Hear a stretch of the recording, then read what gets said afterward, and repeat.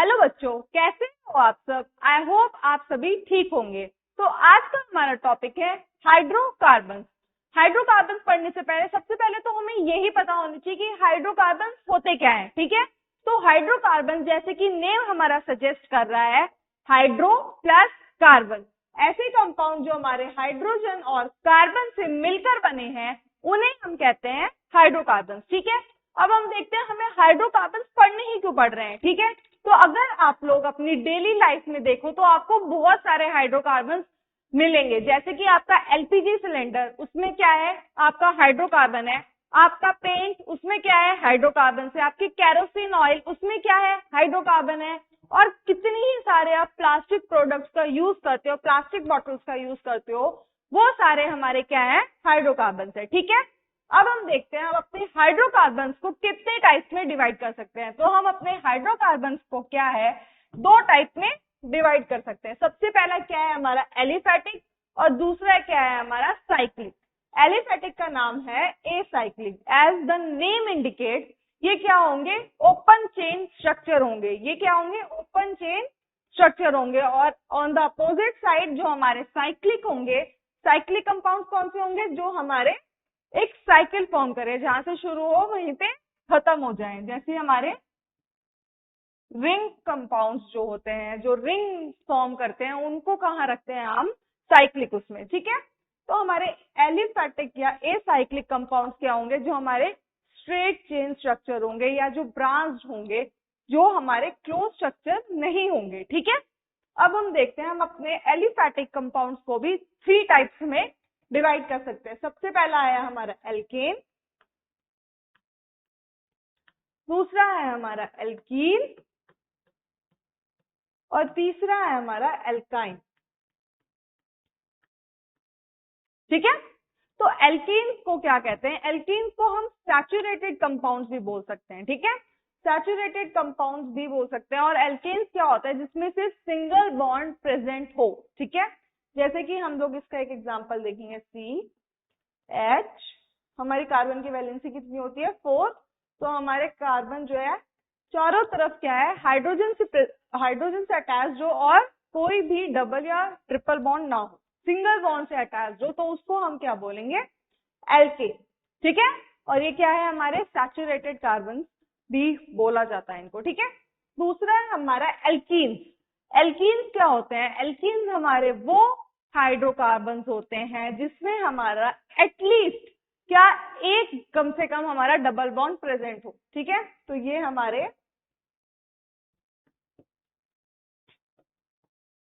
ये क्या है हमारी एल्कीन।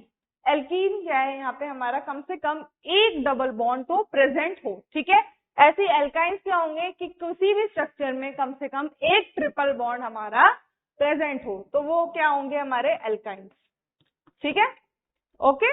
अब हम देखते हैं अपने साइक्लिक स्ट्रक्चर की तरफ वापस आते हैं। साइक्लिक स्ट्रक्चर की बात करी, जहां से शुरू होंगे वहीं खत्म हो जाएंगे। ठीक है, साइक्लिक स्ट्रक्चर को हम दो पार्ट्स में डिवाइड कर सकते हैं, एलिसाइक्लिक और एरोमेटिक। ठीक है, एलिसाइक्लिक कंपाउंड्स क्या होता है, जो हमारे नॉर्मल चेन कंपाउंड्स होते हैं, जैसे कि रिंग कंपाउंड, कुछ भी मान लो,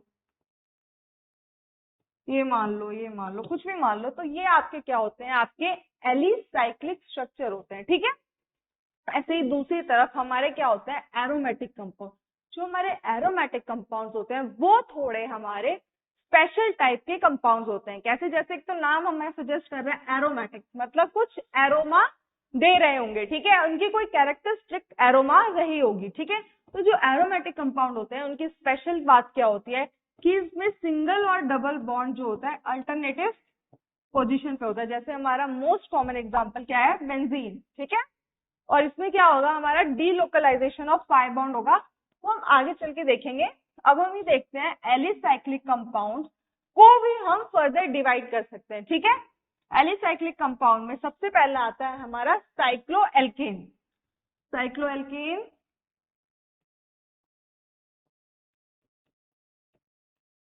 दूसरा है हमारा साइक्लोएल्कीन, और तीसरा है हमारा साइक्लो, हाँ, एल्काइन।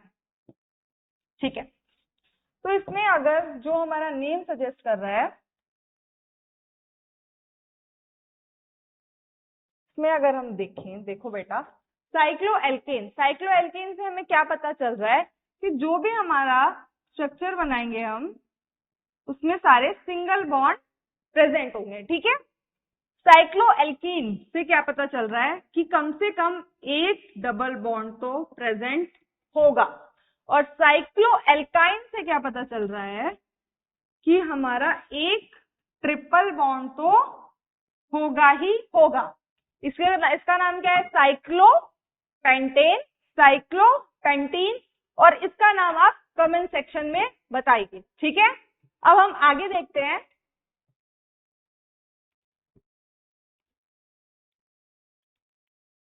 तो अब हम देखते हैं एल्केन्स के बारे में, ठीक है। तो एल्केन्स जैसे अभी हमने डिस्कस किया है, एल्केन्स क्या होते हैं? हमारे सैचुरेटेड कंपाउंड्स होते हैं। एल्केन्स को एक पैराफिन भी बोला जाता है। क्यों? पैराफिन जो है हमारे दो वर्ड से डिराइव हो आता है। एक होता है हमारा पैरम, मीन्स लिटिल, और एक होता है एफीन, मीन्स रिएक्टिविटी। तो इसका मतलब इससे हमें क्या समझ आया? एल्कीन्स जो होते हैं कम रिएक्टिव होते हैं, ठीक है।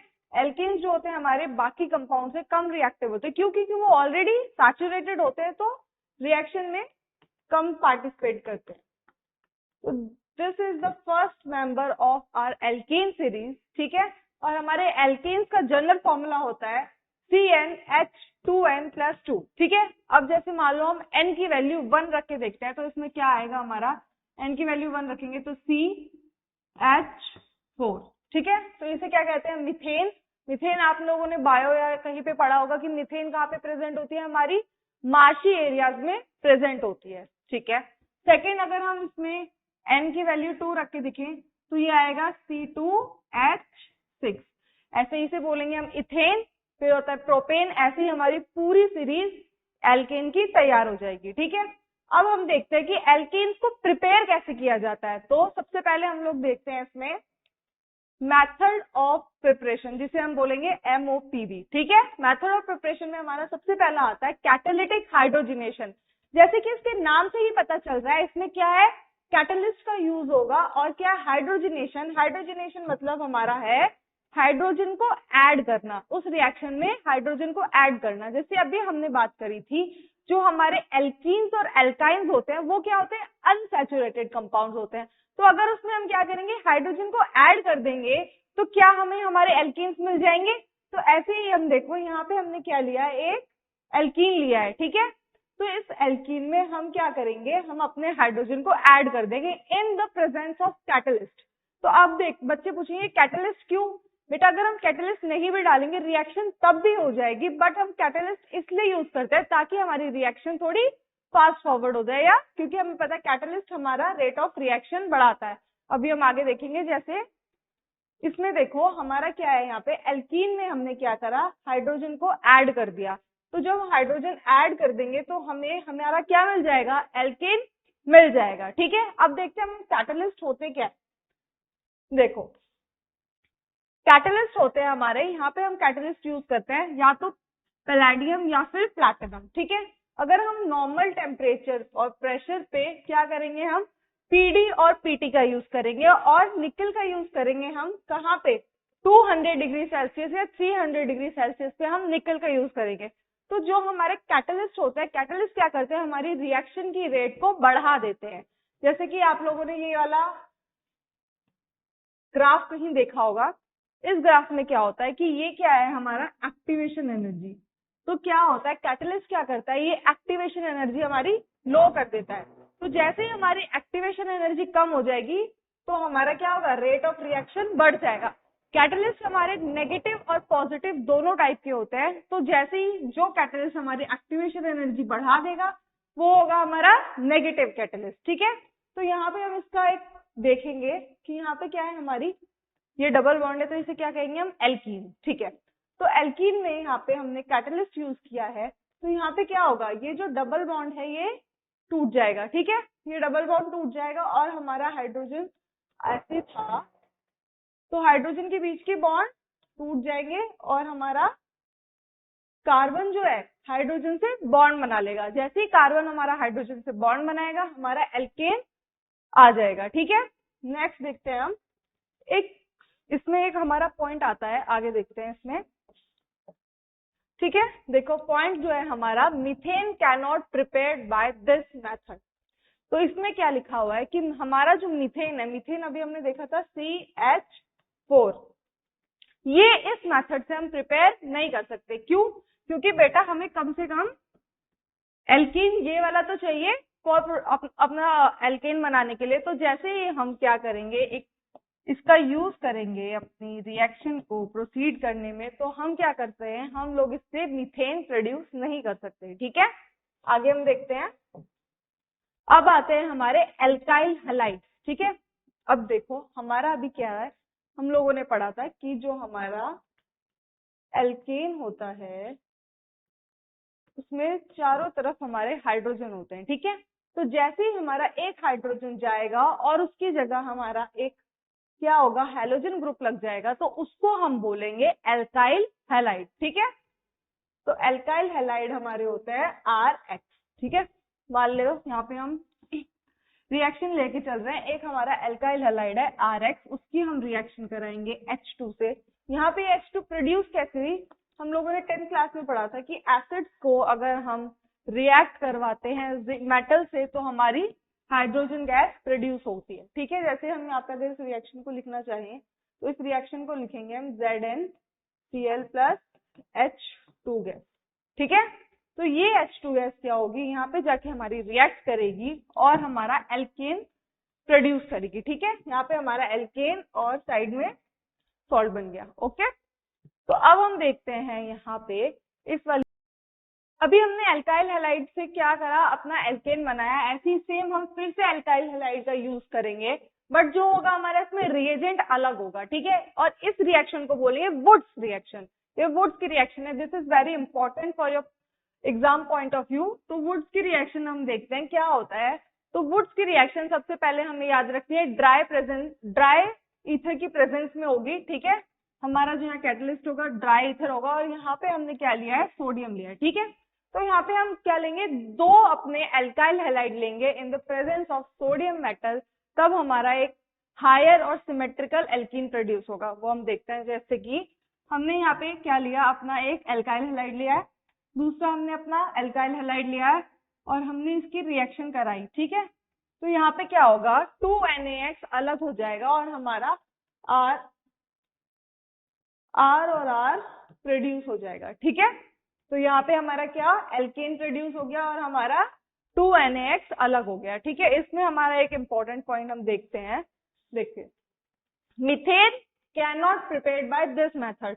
ये तो ऑब्वियस सी बात है बेटा कि अगर हम क्या कर रहे हैं, एक RX को ले रहे हैं, ठीक है, तो जो भी हमारा एल्केन प्रोड्यूस होगा वो इसका क्या होगा, यहाँ पे लिखा है हायर और सिमेट्रिकल होगा। जो हमारा हमने भी एल्काइल हैलाइड लिया है वो क्या होगा, हायर और सिमेट्रिकल होगा। हमने अगर ये लिया है तो हमारा R और R बनेगा। तो इससे हम क्या करेंगे, मीथेन प्रोड्यूस नहीं कर सकते, और जो हमारा एल्केन प्रोड्यूस होगा वो सिमेट्रिकल होगा और हायर होगा। क्यों? क्योंकि डबल हमारे एल्केन, जो भी हमने अपना एल्काइल हैलाइड लिया है उससे डबल कार्बन एटम हमारे जुड़ रहे हैं। ठीक है, ये लिखा है इसमें, it contains the double number of carbon atom.